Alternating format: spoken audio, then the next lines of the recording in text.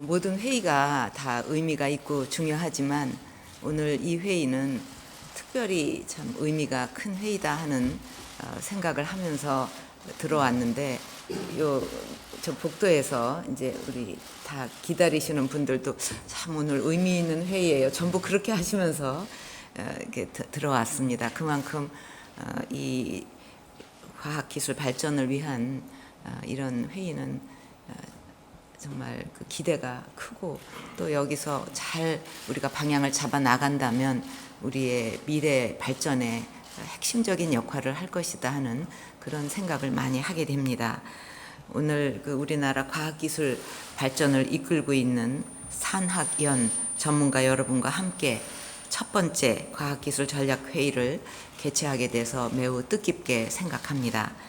우리나라는 과거 세계 최빈국 중에 하나였지만 과학기술에 대한 과감한 투자와 과학기술인들의 노력이 토대가 돼서 자동차, 철강, 석유화학, 전자 등 주력 산업의 기틀을 마련했고 또 세계가 놀란 고도 성장을 이루어냈습니다. 하지만 아직은 선진국과 개도국 사이에서 이른바 넛크래커 현상으로 어려움을 겪고 있습니다.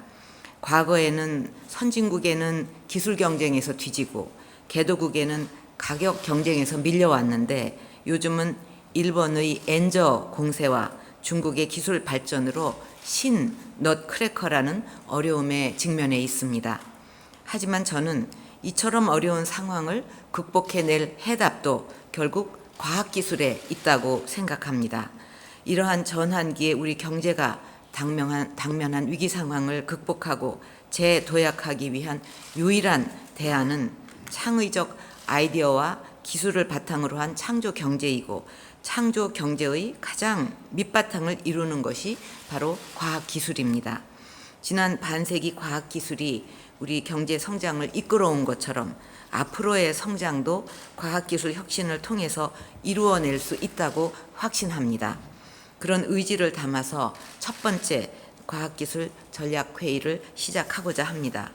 그동안 정부는 어려운 대내외 여건 속에서도 정부 R&D 투자를 지속적으로 확대해서 2014년 GDP 대비 R&D 비중이 세계 1위인 4.3%에 이르렀고 절대 규모로도 세계 6위를 기록하고 있습니다. 과학기술 분야의 양적인 성과도 크게 늘었고 과거의 D램 메모리 반도체와 CDMA 상용화에서 아랍에미레이트에 수출한 한국형 원자로에 이르기까지 핵심 기술 개발도 꾸준히 성과를 내고 있습니다. 하지만 연구 개발 생산성은 미국의 3분의 1 수준에 불과해서 연구 성과의 질적 수준은 아직 부족한 상황입니다. 기술무역 수지도 매년 적자로 나타나고 있는 등 신기술에 기반한 신시장, 신산업 발굴은 아직은 미흡하다는 평가를 받고 있습니다. 이는 우리의 R&D 역사가 짧아서 축적된 기술과 인프라가 부족한 탓도 있지만 국가 R&D 컨트롤 타워의 기능이 취약해서 전략적, 효율적으로 배분되지 못하는 점에도 기인한다고 생각합니다. 이번에 대통령이 직접 주재하는 과학기술 전략회의를 신설한 것도 이러한 컨트롤 타워 기능 취약 때문에 발생하는 문제들을 해결해서 R&D 투자의 생산성을 획기적으로 높이는 데 있습니다.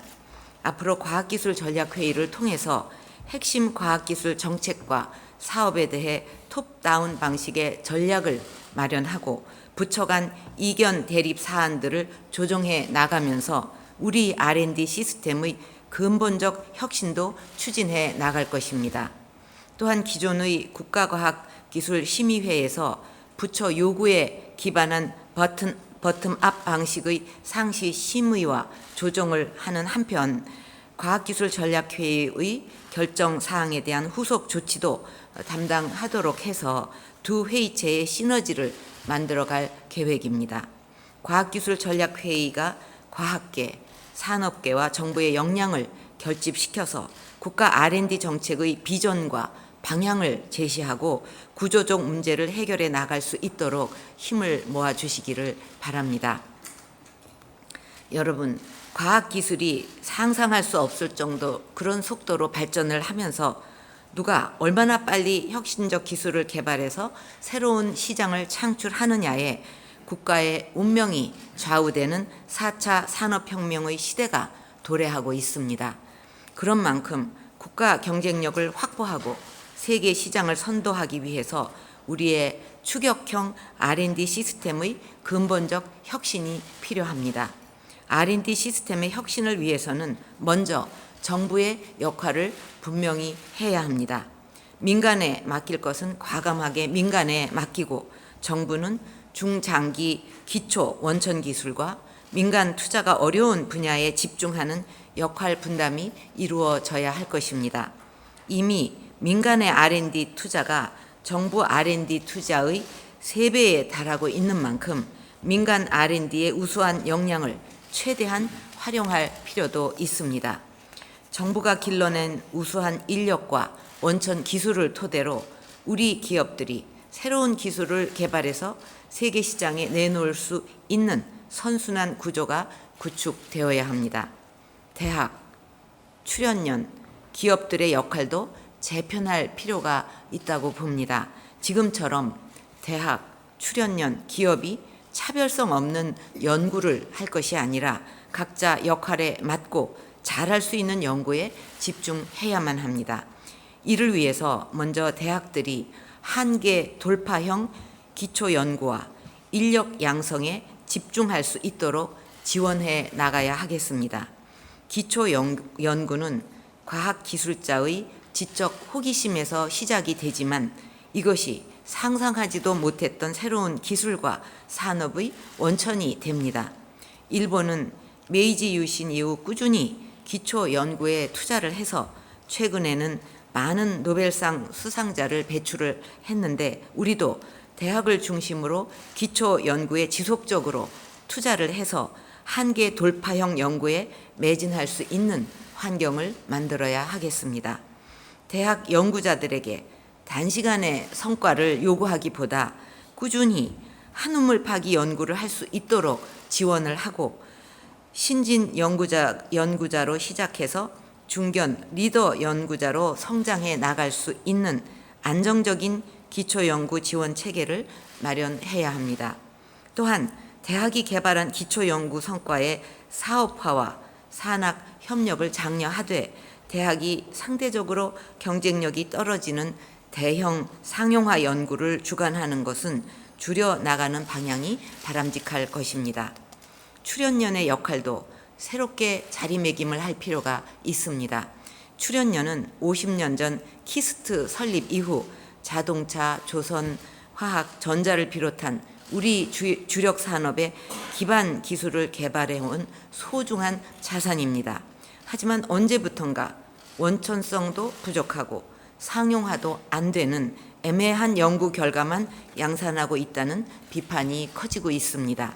출연연이 지금처럼 백화점식 연구를 할 것이 아니라 10년 이후 시장에서 필요로 하는 원천 연구와 기업이 감당하기 어려운 응용 연구에 매진하는 방향으로 역할을 개선해 나가야 합니다. 시장을 잘 아는 기업의 의견을 충분히 반영해서 기관의 미션에 맞는 핵심 분야를 선정하고 기관장 임기와 상관없이 중장기적으로 추진해 나갈 수 있도록 해야 할 것입니다. 또 연구원들의 그 인건비 확보를 위해서 불필요한 과제들을 양산하는 현상도 있는데 정부 과제 수주에 시간을 쏟기보다는 원천 기술 개발에 매진할 수 있도록 PBS 제도 개선에도 노력해 주기를 바랍니다. 출연연의 중소, 중견기업 지원도 중요한 과제입니다. 작년에 도입한 프라운호퍼 방식 연구소가 현장에 안착되고 있는지 면밀하게 살피고 각별하게 신경을 써야 하겠습니다. 마지막으로 기업은 상용화 연구에 중추적인 역할을 수행할 수 있도록 기업의 관점에서 기업별 특성에 맞는 지원을 해야 할 것입니다. 창업기업이 기술혁신형 기업을 거쳐서 글로벌 강소 기업으로 성장을 하려면 정부의 성장 단계별 맞춤형 지원이 반드시 필요합니다. 각 단계별로 기업에게 가장 필요한 것이 무엇이고 가장 어려운 점이 무엇인가를 살펴서 집중적으로 지원해 주기를 바랍니다. 또 세계적인 수준에 이른 우리 대기업들의 R&D 역량을 국가적 차원에서 활용할 수 있는 시스템도 마련해야 하겠습니다. 대기업이 스스로 중소기업, 대학, 출연연과 컨소시엄을 구성해서 협력 연구를 수행할 때 여기에 참여하는 중소기업, 대학, 출연연을 정부가 지원하는 새로운 협력 방안을 찾아보기를 바랍니다. 이처럼 분야별 역할의 재조정과 함께 연구자들이 자율성을 가지고 연구에 몰입할 수 있도록 연구할 맛 나는 그런 환경을 구축하는 것도 매우 중요합니다. 연구비를 지원한다는 명목으로 비전문가인 공무원들이 연구자들에게 간섭하는 일이 적지 않은데 정부가 지원할 것은 충실히 지원하되 불필요한 간섭은 획기적으로 줄여 나가야 합니다. 연구 서식을 대폭 간소화하고 연구비 집행이나 관리와 관련이 된 불필요한 규제들도 과감하게 제거를 해서 서류 작업이 아니라 연구에 더욱 집중할 수 있도록 해 주기를 바랍니다. 과다한 평가 자료를 요구하거나 논문, 특허 건수와 같은 보여주기식 성과를 요구하는 일을 줄여서 연구자들의 평가 부담을 완화해 줄 필요도 있다고 생각합니다. 소의 기초 연구 과제는 결과 평가를 생략해 주는 등 연구 분야와 단계별 특성에 맞는 과감한 평가 완화 방안을 마련하기를 바랍니다. 이처럼 정부에서 연구자들의 자율성을 최대한 확대해 나갈 생각인데 연구자들도 최선을 다해 성실하게 연구를 수행하고 작은 부정이라도 발생하지 않도록 노력해 주시기를 바랍니다. 저는 이러한 과학기술 혁신 정책을 범국가적으로 선도해 나갈 국가전략 프로젝트를 추진하려고 합니다. 올해 초 다보스 세계경제포럼에서는 무인 자동차나 3D 프린팅, 드론 등으로 대표되는 파괴적 기술 혁신이 큰 화두였습니다. 기존 산업 시스템과 삶의 방식을 근본적으로 바꾸는 제4차 산업혁명 시대가 시작되고 있는 만큼 범국가적인 대응으로 선제적 경쟁력을 확보해 나가는 것이 과학기술 분야의 매우 중요한 과제라고 할 수 있습니다. 특히 불확실성이 큰 파괴적 혁신 기술의 경우에 긴밀한 민관 협업을 통한 선제적 대응이 매우 중요하다고 할 수 있는데 그동안 우리가 이런 부분에 취약했던 것이 사실입니다. 세계적 트렌드를 반영해서 국가 전략 분야를 설정하고 과감한 톱다운식 투자를 해야 함에도 불구하고 각 부처가 제시한 R&D 사업을 조정하기에 급급해온 측면이 있습니다. 국가전략 프로젝트는 정부의 국정 철학이 반영된 톱다운식 의사결정을 통해서 국가전략 분야를 선정하고 민관이 협업을 해서 추진해 나감으로써 기존의 문제점들을 해결해 나가기 위한 것입니다. 앞으로 급격하게 변화하는 기술 주기와 세계 시장의 흐름에 맞춰서 상시적으로 전략 분야를 발굴, 기획하는 체제를 갖추어 나갈 계획입니다. 예산 심의 일정상 내년에 추진할 프로젝트는 철저한 세부 기술 기획을 거쳐서 차기 과학기술전략회의에서 심의, 확정할 수 있도록 준비해 주기를 바랍니다. 정부는 선정된 프로젝트에 대해서 R&D와 인력 양성뿐만 아니라 산업 생태계 구축, 규제 개혁, 세제, 금융 등을 패키지로 지원을 하고 민간은 신산업 분야의 선제적 투자와 상용화 제품 개발에 집중을 해서 국가전략 프로젝트를 민관이 함께하는 우리나라 대표 과학기술 브랜드로 만들어 나가도록 하겠습니다. 오늘 이 자리에 각계 전문가와 과학기술 관련 기관 또 단체의 대표들께서 참여를 하셨습니다.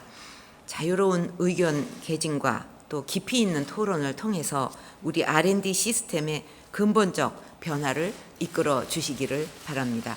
감사합니다.